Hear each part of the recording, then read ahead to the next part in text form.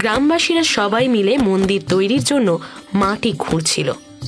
হঠাৎ এই দাঁড়া দাঁড়া, কিসের একটা আওয়াজ মনে হলো? কিছু একটা আছে মনে হয়। এই জায়গাটা ভালো করে করতো। সবাই মিলে ওই বিশেষ জায়গায় মাটি খুঁড়ে একটা সোনার মূর্তি আবিষ্কার করে। হ্যাঁ রে, এ তো সোনার মূর্তি। তাই তো রে, এ তো খুব দামি জিনিস।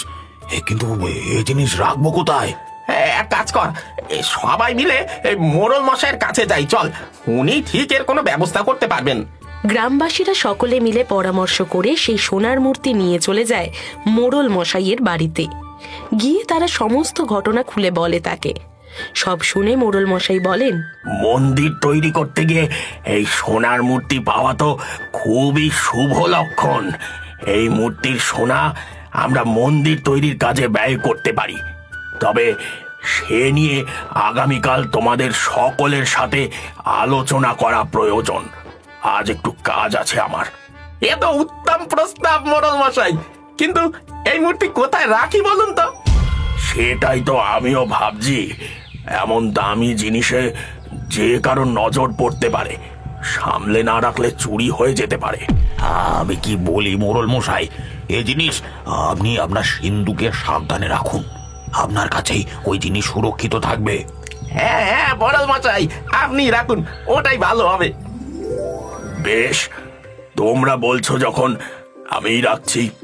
গ্রামবাসীরা সকলে সেই মূর্তি মোড়ল মশাইয়ের কাছে জমা রেখে চলে যায় নিজের কাজে।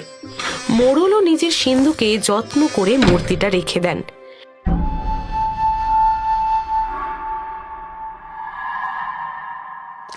রাতের বেলা ঘুমোতে যাওয়ার আগে মোড়ল তার দুই ছেলেকে ডেকে বলেন, অমল, বিমল, শোন, তোরা আজ রাতটা একটু সজাগ থাকিস, বুঝলি? গ্রামবাসীরা অনেক ভরসা করে আমায় সোনার মূর্তিটা রাখতে দিয়েছেন। চারিদিকে যা চোর ডাকাতের উপদ্রব, তাতে যে কারোর নজর পড়তে পারে। তাই আজ রাতটা তোরা একটু সতর্ক থাকিস।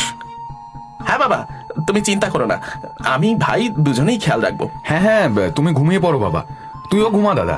আমি একাই সব দিকে খেয়াল রাখতে পারবো।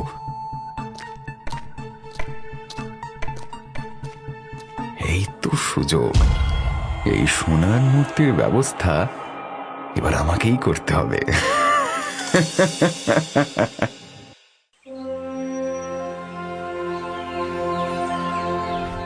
মোড়ল মশাই, ও মোড়ল মশাই, বাড়ি আছেন?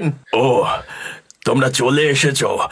বেশ বেশ, দাঁড়াও, আমি মূর্তিটা নিয়ে আসি, তারপর চণ্ডীতলায় গিয়ে বসবো।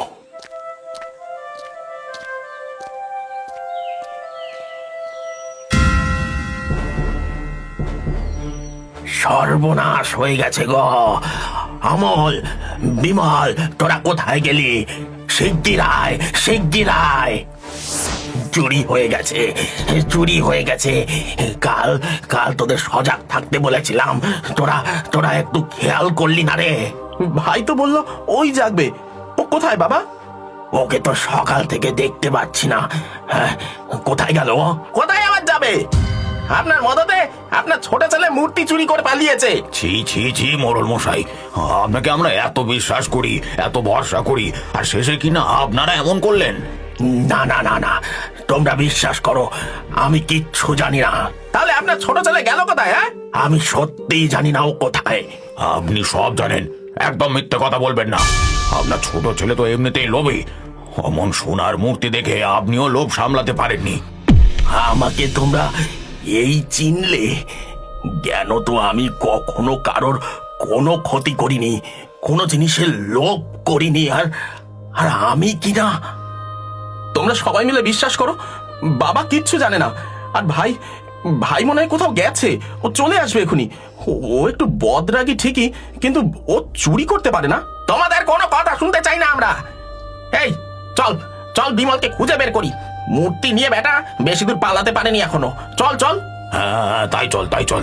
আর মোড়ল মশাই, যদি আপনার ছেলেকে খুঁজে না পাওয়া যায়, তবে মোড়লের পদ তো আপনি হারাবেনই, সেই সাথে পুরো গ্রাম আপনাকে একঘর করবে। মনে রাখবেন কিন্তু। চলো সবাই। এ ভগবান, এই বয়সে এসে কিনা চোর অপবাদ শুনতে হলো।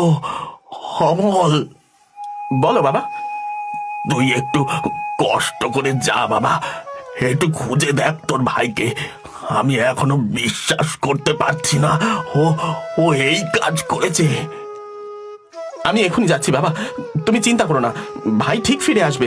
ও কখনো এই চুরি করেনি। এরপর কেটে যায় বেশ কিছুদিন, কিন্তু বিমলকে কোথাও খুঁজে পাওয়া যায় না, আর না সে ফিরে আসে। গ্রামের লোকেরা ইতিমধ্যে মোড়লের পরিবারকে একঘরে করে দেয়, কেউ তাদের সাথে কথা বলে না। এদিকে চুরির অপবাদ সইতে না পেরে মোড়ল মশাই শারীরিক ও মানসিকভাবে ভেঙে পড়ে শয্যা গ্রহণ করেন।